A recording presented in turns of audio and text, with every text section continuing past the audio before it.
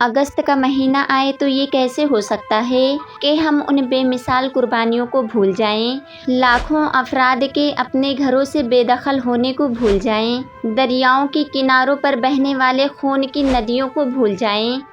ये सब बात तो हम बहुत अच्छे तरीके से जानते हैं कि सन 1947 से पहले हमारा भारत देश अंग्रेज़ों का गुलाम हुआ करता था। पूरे के पूरे भारत के इलाके पर, जिसमें आज के दौर का पाकिस्तान और बांग्लादेश भी शामिल था, ये अंग्रेज़ लोग भारत के आम लोगों को न सिर्फ अपने गुलामों की तरह ट्रीट करते थे, बल्कि जुल्म सितम की सारी हदों को भी पार कर दिया करते थे। अब क्योंकि इस दौर में ब्रिटिश एम्पायर पूरी दुनिया के लिए एक सुपर पावर की हैसियत रखता था, इसीलिए इससे लड़ना तो दूर, बल्कि कोई भी इंसान उसके जुल्म के खिलाफ ज़बान खोलने की हिम्मत भी ना करता। मगर जाहिर है दुनिया की हर चीज़ एक ना एक दिन ज़रूर ख़त्म हो जाएगी, और ख़ास तौर से तो जुल्म वैसे भी ज़्यादा देर तक नहीं टिकता है। और बिल्कुल ऐसा ही अंग्रेज़ों के साथ हुआ। फाइनली 15 अगस्त 1947 को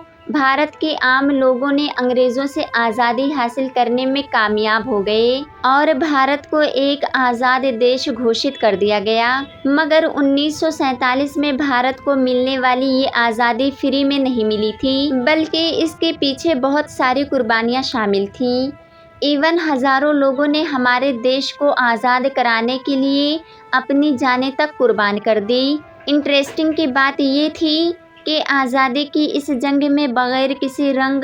जाति, धर्म और मज़हब के भेदभाव के भारत के आम लोगों ने एक दूसरे के साथ कंधे से कंधा मिलाकर अंग्रेज़ों का मुकाबला किया था। और शायद यही वजह थी कि न चाहते हुए भी अंग्रेज़ों को भारत देश को छोड़कर भागना पड़ा था। फिलहाल आज की इस वीडियो में हम आप लोगों को भारत के इतिहास के 5 ऐसे मुसलमानों से मिलवाने वाले हैं कि जिनको न सिर्फ फ्रीडम फाइटर के तौर पर याद किया जाता है, बल्कि ये माना जाता है कि उनका जंग आज़ादी में एक ऐसा रोल था जिसके बिना शायद आज़ादी की ये जंग मुमकिन ना थी। यानी आसान लफ्ज़ों में हम ये भी मान सकते हैं कि ये भारत की जंग आज़ादी के 5 सबसे बड़े और सबसे मशहूर मुस्लिम हीरो थे। भारत के इतिहास के 5 सबसे बड़े मुसलमान फ्रीडम फाइटर की इस लिस्ट में 5वें नंबर पर नाम आता है खान अब्दुल गफ्फार खान का।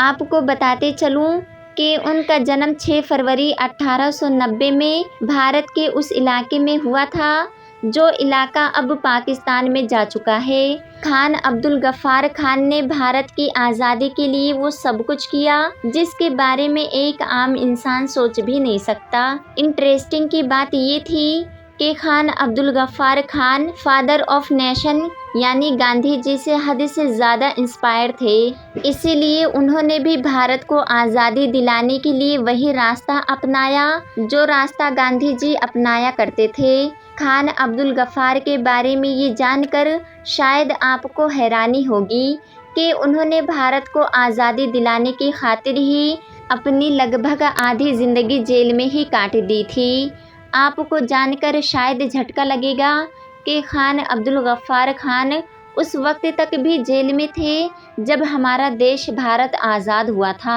अपनी ज़िंदगी के लगभग 35 साल जेल में गुजारने के बावजूद भी खान अब्दुल गफ्फार खान ने न तो कभी भी अपने कदमों को इस लड़ाई से पीछे खींचने की कोशिश की और ना ही इस पूरे दौर में कभी माफ़ी मांगकर जेल से बाहर निकलने की कोशिश की। साथ ही आपको ये भी बताते चलूँ कि सन 1947 में आज़ादी के साथ ही जो भारत और पाकिस्तान का बंटवारा हुआ था, खान अब्दुल गफ्फार खान इस बंटवारे के भी खिलाफ थे। वो नहीं चाहते थे कि भारत देश को 2 हिस्सों में डिवाइड किया जाए, मगर जाहिर है बंटवारा होकर रहा और बंटवारे के साथ ही पेशावर का वो इलाका जो खान अब्दुल गफ्फार की मातृभूमि हुआ करती थी, वो ऑटोमेटिकली पाकिस्तान के हिस्से में चली गई और इस तरह खान अब्दुल गफ्फार खान भी पाकिस्तान की तरफ चले गए।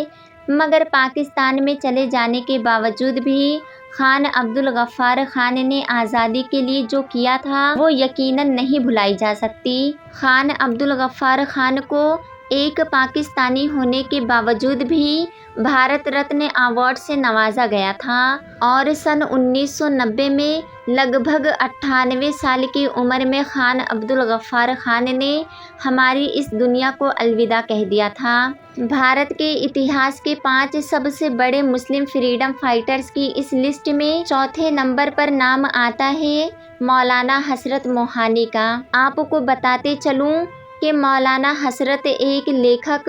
और शायर थे कि जिन्होंने अपने कलम के बलबूते पर पूरी अंग्रेज़ी हुकूमत को हिलाकर रख दिया था। यही वो इंसान थे जिन्होंने नारा दिया था इनकलाब जिंदाबाद का, एक ऐसा नारा जिसने इस दौर में अंग्रेज़ों को एक पल भी चैन की नींद नहीं सोने दिया था। यही वो नारा था जिसको लगाते हुए भगत सिंह जैसे लोग फांसी के फंदे पर झूल गए थे। वैसे अगर बात करें हसरत मोहानी की पर्सनल ज़िंदगी की, तो उनका जन्म 1 जनवरी सन 1875 में यूपी के एक छोटे से कस्बे मोहान में हुआ था। हसरत मोहानी वो पहले भारतीय थे जिन्होंने हमारे ही देश का प्रोडक्ट इस्तेमाल करने की अपील की थी। इतना ही नहीं, उन्होंने न सिर्फ अपील की थी बल्कि उनको कामयाब बनाने के लिए देश के अलग अलग इलाकों में उन्होंने प्रोडक्ट के स्टोर भी खोले थे, क्योंकि वो जान चुके थे कि हम अंग्रेज़ों के किस जगह पर सबसे भारी वार कर सकते हैं। मौलाना हसरत मोहानी किस इंसान का नाम था, उस चीज़ का अंदाज़ा आप लोग सिर्फ इस बात से भी लगा सकते हैं कि भगत सिंह, राम प्रसाद और अशफाकुल्लाह खान जैसे लोग उनसे इंस्पायर हुआ करते थे और उनको अपने एक आइडल के तौर पर देखा करते थे। भारत के उन 5 सबसे बड़े मुस्लिम फ्रीडम फाइटर्स की इस लिस्ट में तीसरे नंबर पर नाम आता है शहीद अशफाकुल्लाह खान का। वही अशफाकुल्लाह खान जिनको सिर्फ और सिर्फ 27 साल की एक छोटी सी उम्र में अंग्रेज़ों की तरफ से फांसी के फंदे पर चढ़ा दिया गया था। और हैरानी की बात यह है कि फांसी पर चढ़ाते वक्त जब अंग्रेज़ी ऑफिसर की तरफ से ये पूछा गया कि तुम्हारी आखिरी ख्वाहिश क्या है, तो शहीद अशफाकुल्लाह खान ने कहा कि कोई आरज़ू नहीं है, आरज़ू तो ये है रख दे कोई ज़रा सी खाके वतन कफन में। आपको बताते चलूँ कि दरअसल मामला ये था कि उस दौर में गांधी जी और उन जैसे जो बड़े बड़े लीडर्स थे, उन्होंने अंग्रेज़ों के खिलाफ लड़ाई छिड़ने के लिए अहिंसावाद का रास्ता अपना रखा था। यानी गांधी जी के साथ साथ उनके जैसे सभी बड़े लीडर्स ये चाहते थे कि हम अंग्रेज़ों से जल्द आज़ादी हासिल करें, मगर बातचीत के ज़रिए, न कि जंग के ज़रिए। मगर इसी दौर में भारत के कुछ नौजवानों को ये महसूस होने लगा था कि गांधी जी और उन जैसे बड़े बड़े कुछ लीडर्स अहिंसावाद यानी बातचीत के जिस रास्ते को फॉलो कर रहे हैं, दरअसल वो कुछ भी काम नहीं कर रहा है और अंग्रेज़ इस तरह से कभी भी हमारे देश को छोड़कर नहीं जाएंगे। इसलिए अब वक्त आ चुका है कि हम अंग्रेज़ों से आज़ादी मांगने की बजाय उनसे अपनी आज़ादी को छीन लें। और ऐसे ही लोगों का जो एक ग्रुप तैयार हुआ था, इसी ग्रुप के लोगों को ही आगे चलकर एक एक करके हमारे देश के लिए अपनी जानें कुर्बान करनी पड़ी थी। और ऐसे ही सोच रखने वाले एक इंसान थे अशफाकुल्लाह खान, जिनको उनके साथियों के साथ 1927 में अंग्रेज़ों के एक अहम ट्रेन को लूटने के इल्ज़ाम में फांसी दे दी गई थी। इस लिस्ट में दूसरे नंबर पर जिस मशहूर इंसान का नाम आता है, वो दरअसल कोई और नहीं बल्कि वो हैं जिनको इतिहास में बहादुर शाह ज़फ़र के नाम से जाना जाता है, जो न सिर्फ 1857 में लड़ी गई थी बल्कि साथ ही साथ दुनिया के इतिहास की एक मशहूर और ताकतवर सल्तनत यानी मुग़ल सल्तनत के आखिरी बादशाह भी थे। इतिहासकारों की माने तो 1857 में लड़ी गई अंग्रेज़ों के खिलाफ जंग की जो कीमत बहादुर शाह ज़फ़र ने चुकाई थी, वो दरअसल किसी और भारतीय ने नहीं चुकाई थी, क्योंकि इस जंग की वजह से न सिर्फ उनके पूर्वजों से उनको मिली हुई मुग़ल सल्तनत को पूरी तरह से ख़त्म कर दिया गया था, बल्कि उनके आँखों के सामने ही उनके बेटों को एक एक करके गोली मारकर कत्ल कर दिया गया था।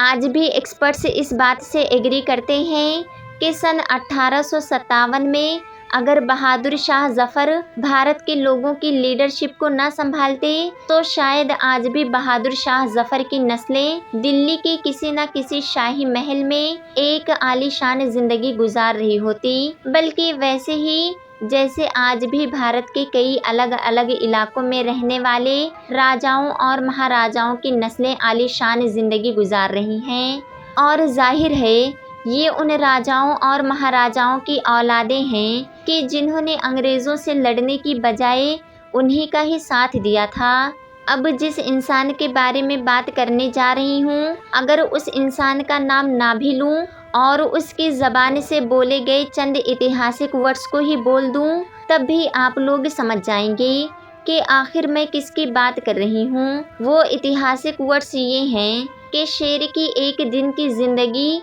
गीदड़ की 100 साल की ज़िंदगी से ज़्यादा बेहतर है। हाँ, मैं बात कर रही हूँ टीपू सुल्तान की। वही टीपू सुल्तान जिनको भारत के इतिहास का पहला फ्रीडम फाइटर भी माना जाता है। टीपू सुल्तान की बहादुरी और उनकी होशियारी का अंदाज़ा आप लोग इस बात से भी लगा सकते हैं कि जब तक ये ज़िंदा रहे अंग्रेज़ भारत पर कब्ज़ा नहीं कर सकते थे और उनको शहीद करने के बाद ही अंग्रेज़ों ने उनकी लाश पर अपने पैरों को रखकर कहा था कि आज से ये भारत हमारा हुआ। टीपू सुल्तान की होशियारी और बहादुरी के चर्चे लंदन तक हुआ करते थे। यही वजह थी कि टीपू सुल्तान के शहीद होने के बाद लंदन में भी जश्न मनाया गया था।